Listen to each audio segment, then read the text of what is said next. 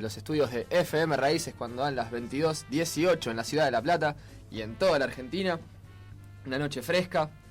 Y para este tercer bloque teníamos pensado charlar un poco acerca de la carpa por el trabajo digno que ha montado la CETEP ayer frente al Congreso de la Nación para pedir una mejora en las condiciones laborales de los trabajadores de la industria textil, que sabemos que es una de las ramas de la economía que más precarización tiene. Estamos en comunicación telefónica con Esteban, el Gringo Castro. ¿Qué tal, Gringo? ¿Me escuchás? Te habla Santiago. ¿Qué tal, Santiago? Sí, te escucho. ¿Qué tal? Primero, buenas noches antes que nada. Agradecerte por atendernos tan tarde. No hay problema. Estábamos charlando recién un poco acá acerca de lo que fue la instalación de la carpa por el trabajo digno que se montó ayer en la capital federal por parte de la CETEP. Y bueno, queríamos preguntarte un poco, primero que nada, para informar quizás a nuestros oyentes que no conocen qué es la CETEP, si podés explicarnos un poco qué es la CETEP, quiénes la conforman, cuáles son sus objetivos. Sí. Bueno, mira, nosotros hace muchos años que venimos viendo que el sistema capitalista va, a medida que se desarrolla, va expulsando trabajadores, y esos trabajadores, expulsando trabajadores de sus puestos de trabajo, y esos trabajadores se van como inventando trabajos para poder vivir, que antes se llamaban, qué sé yo, rebusques, ¿no es cierto?, que se le ponía distintos nombres, busca al que era vendedor ambulante. Bueno, hoy ese proceso es como que no tiene límite, a pesar de que vivimos en un proceso de cambio en Latinoamérica, en un proceso de avance popular. Aún en la Argentina, creciendo a tasa china durante 8 años, no hemos podido resolver el problema de la informalidad. Entonces lo que empezamos a plantear desde hace 4 años más fuertemente es construir una organización gremial de nuevo tipo que exprese a los trabajadores que no tienen un patrón visible, sino que el patrón sería la fuerza que tiene el mercado, pero que no tiene un patrón con quien discutir salario, paritaria. Y ese trabajador hoy no tiene representación en ningún gremio. Por supuesto que hay experiencias anteriores, la CTA hizo algún planteo en relación a los desocupados que fueran parte de las centrales, pero ahora ni siquiera, o sea, existe el trabajo, pero lo que no existe son los derechos que tiene el resto de los trabajadores, ¿no? Bien.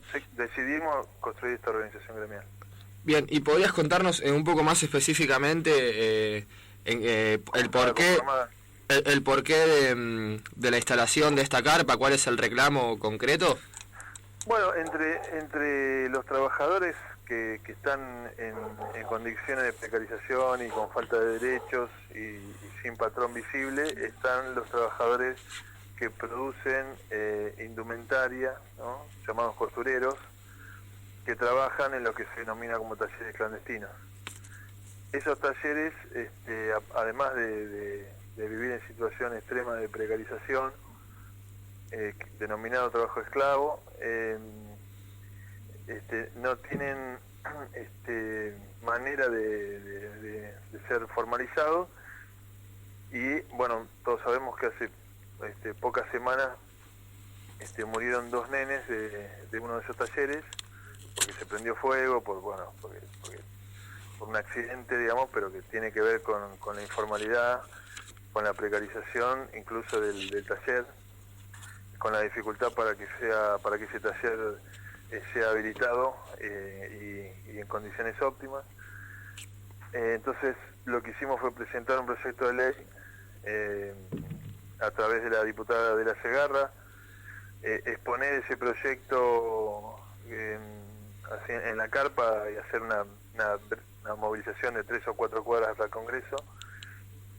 Ese proyecto, tiene varias aristas, pero una de las cuestiones que nos parece central es poder formar un consejo donde intervenga desde el Ministerio de Trabajo las empresas, las comercializadoras, ¿no?, y los trabajadores, y los trabajadores en la situación que están.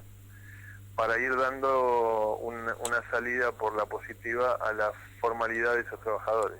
El otro aspecto que se juega acá es que hay importantes sectores que lo que dicen es hay que sacar los talleres, con lo cual o se denuncia también, se logra que la policía entre al taller intimidando a los trabajadores, entrando como si los mismos trabajadores fueran culpables de su propia situación, y finalmente ese trabajador o se busca otro taller o no consigue más trabajo, y que no es la salida que nosotros queremos. Y Gringo, te habla Laureano. ¿Cómo estás? Bueno, hasta ahora en estos 12 años de kirchnerismo, ¿cuáles para vos los avances que ha tenido este sector en materia de derechos? No, digamos, los avances que ha tenido en general la clase trabajadora, yo creo que se puso mucho empeño en mejorar las condiciones de trabajo, porque venimos de un proceso histórico de lucha y organización del movimiento obrero en Argentina, sobre todo a partir de la erupción del peronismo, que quedó primero en la memoria histórica de nuestro pueblo, pero aún con el proceso de la dictadura, aún con el proceso neoliberal, no han podido destruir los sindicatos ni la conciencia de los trabajadores.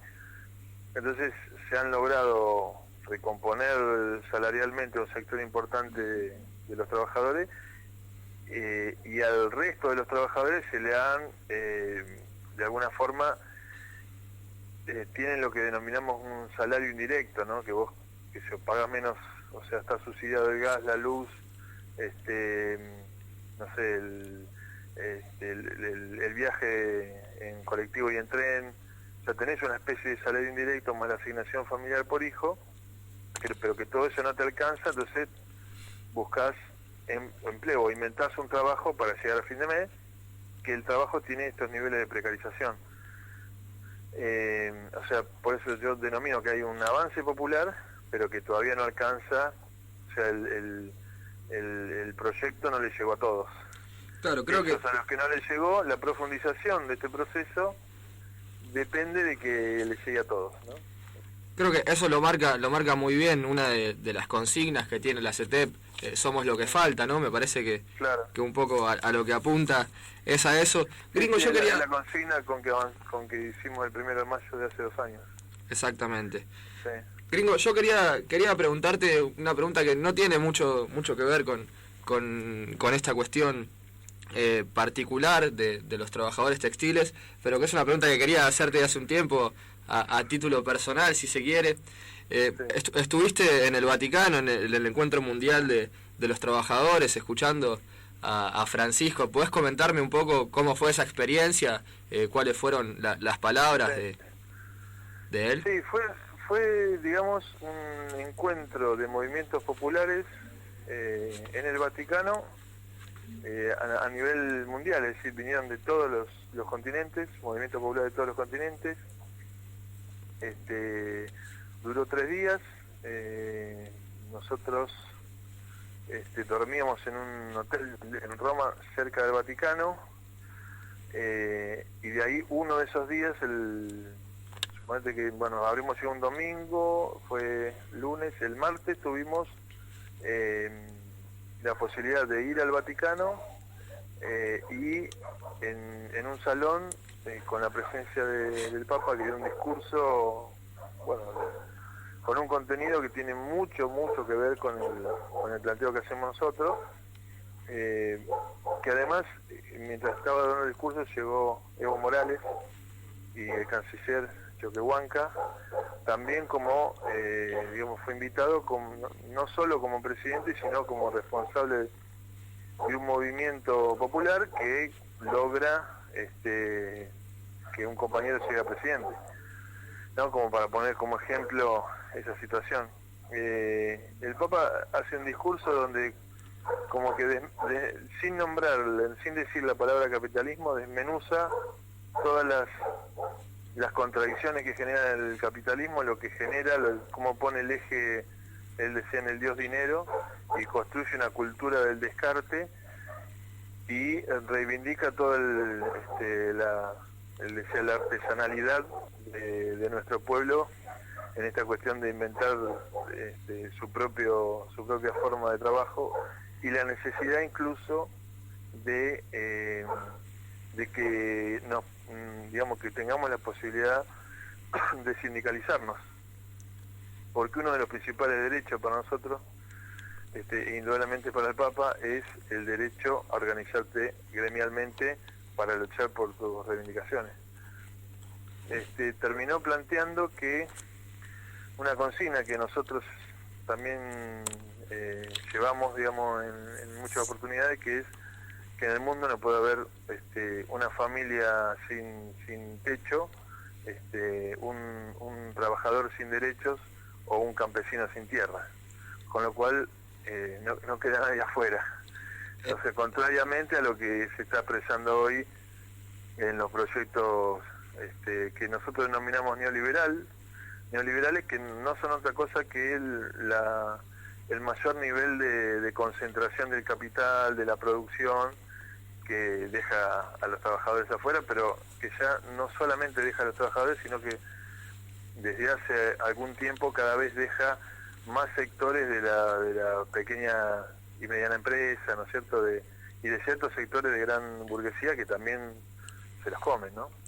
Bien, Gringo, por último, y para ir cerrando, preguntarte cuáles son, a tu criterio, los grandes desafíos que tienen los trabajadores de la economía popular, y cuáles son las cuestiones sobre las cuales tendría que avanzar un próximo gobierno que sabemos que vamos a tener a partir de diciembre para con este sector. Mira, el principal desafío que tenemos, nosotros estamos haciendo mucho esfuerzo militante para instalar el tema de la economía popular, que ahí hacemos una salvedad con la economía social, pero es una salvedad que preferiría discutirlo en otro momento y tampoco es el eje central. Pero bueno, en definitiva, nosotros seguimos creyendo que es en un marco de unidad de la clase trabajadora, como se dijo siempre, lo que va a posibilitar la profundización de cualquier proceso político. El protagonismo de los trabajadores y su capacidad de organización y su capacidad de mirar al otro al trabajador que está en peores condiciones para que mejore su condición.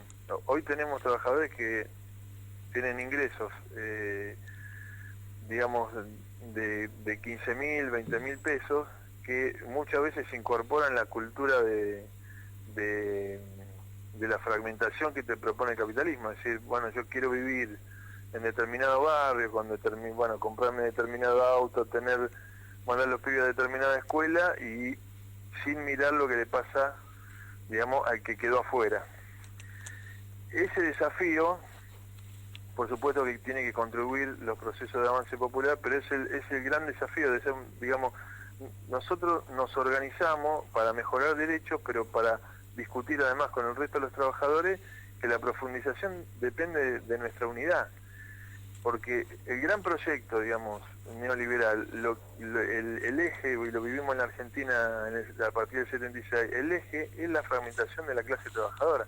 Entonces, si ese es el proyecto de las corporaciones, de aquellos que concentran fuertemente el capital, de los grandes bancos transnacionales, de capital financiero, nuestro proyecto tiene que ser precisamente el contrario, es decir, el de la unidad nuestra.